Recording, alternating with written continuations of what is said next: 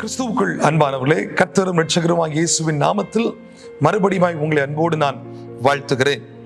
இன்றைக்கு 34வது நாளாக இந்த சிலுவையின் ஆசீர்வாதங்களை குறித்து தியானிக்கும்படி கர்த்தர் நமக்கு கிருபை தந்திருக்கிறார். 2 தீமோத்தேயு 2ஆம் அதிகாரம் 10 முதல் சில வசனங்களை நான் உங்களுக்கு வாசிக்கிறேன்.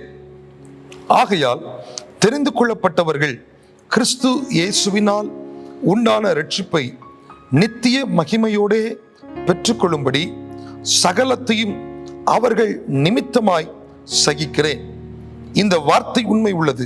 ஏனெனில் நாம் அவரோட கூட மரித்தோமானால் அவரோட கூட பிழைத்தும் இருப்போம். அவரோடு கூட பாடுகளை சகித்தோமானால் அவரோட கூட நாம் ஆளுகையும் செய்வோம். நாம் அவரை மறுதலித்தால் அவரும் நம்மை மறுதலிப்பார். இந்த வார்த்தை நமக்கு உணர்த்துகிற காரியம் என்ன தெரியுமா? நாம் அவரோடு ஆளுகை செய்வோம். அவரோடு ஆளுகை செய்வதனுடைய காரணம் என்ன தெரியுமா? அவரோடு நாம் பாடுகள் அனுபவித்திருக்கிறோம். இயேசு பாடு அனுபவித்தது போல, அவர் சோதிக்கப்பட்டது போல, அவர் கஷ்டத்தின் வழியாய் கடந்து போனது போல, அவரை பின்பற்றி வருகிற நமக்கும் பல சோதனைகள் வருகிறது. அந்த சோதனைகளை நாம் தாண்டி வந்ததினால், அதை நாம் அடைந்திருக்கிறதுனால், அந்த சோதனைகளை அடைந்து நாம் அவரோட கூட நாம் ஆளுகையும் செய்ய இருக்கிறோம். இந்த சிலுவையின் ஆசீர்வாதங்களை குறித்து தியானிக்கும் பொழுது சில நாட்களாகவே நாம் இந்த சோதனைகளை தாண்ட வேண்டும், ஜெயம் எடுக்க வேண்டும், உபத்திரவத்தில் நிலைத்திருக்க வேண்டும் என்றெல்லாம் நாம் தியானித்து வருகிறோம். அதன் வரிசையில் இந்த வார்த்தை நமக்கு என்ன தருகிறது தெரியுமா?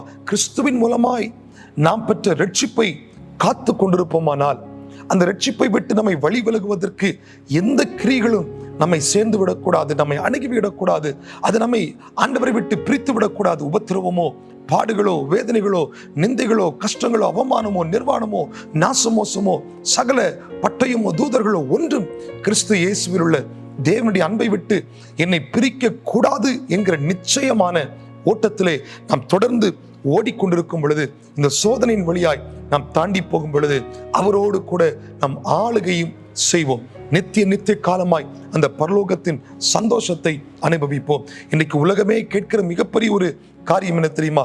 மனிதனுடைய மரணத்திற்கு பிறகு என்ன நடக்கும்? ஆனால் வேதம் நமக்கு தெளிவாய் சொல்கிறது, மனிதனுடைய மரணத்திற்கு பிறகு நித்திய ஜீவன், நித்திய அழிவு என்று இருக்கிறது.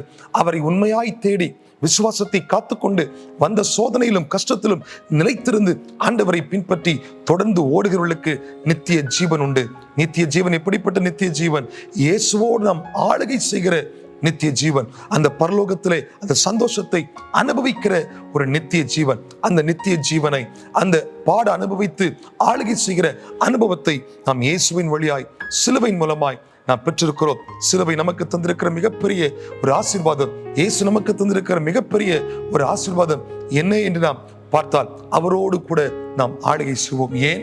அவரோடு கூட நாம் பாடுகளை அனுபவித்திருக்கிறோம். கிறிஸ்துவின் மூலமாய் நிந்தைகளை சகித்திருக்கிறோம். உலகத்தின் ஜனங்களா, சத்ருவால் பல போராட்டங்கள் வந்த போதிலும் நாம் உண்மையாய் அவர்களே நிலைத்திருக்கிறோம். நமக்கு கொஞ்சம் பலன் இருந்த போதும் நாம் அவரை மறுதலிக்காததினால் அவர் நம்மை மறுதலிக்கவில்லை. அதற்கு பதிலாக அவர் நமக்கு நித்திய ஜீவனை தந்து அவரோடு கூட ஆளுகை செய்கிற அனுபவத்தையும் தந்திருக்கிறார். இதை இயேசுவின் மூலமாகவும் சிலுவையின் மூலமாக நாம் பெற்றிருக்கிறோம் என்பதை நாம் தியானிக்கும் பொழுது மிகுந்த சந்தோஷம் அடைகிறோம். இந்த வார்த்தையின் பிரகாரமாய் கர்த்தர் உங்களை ஆசீர்வதிப்பார். God bless you.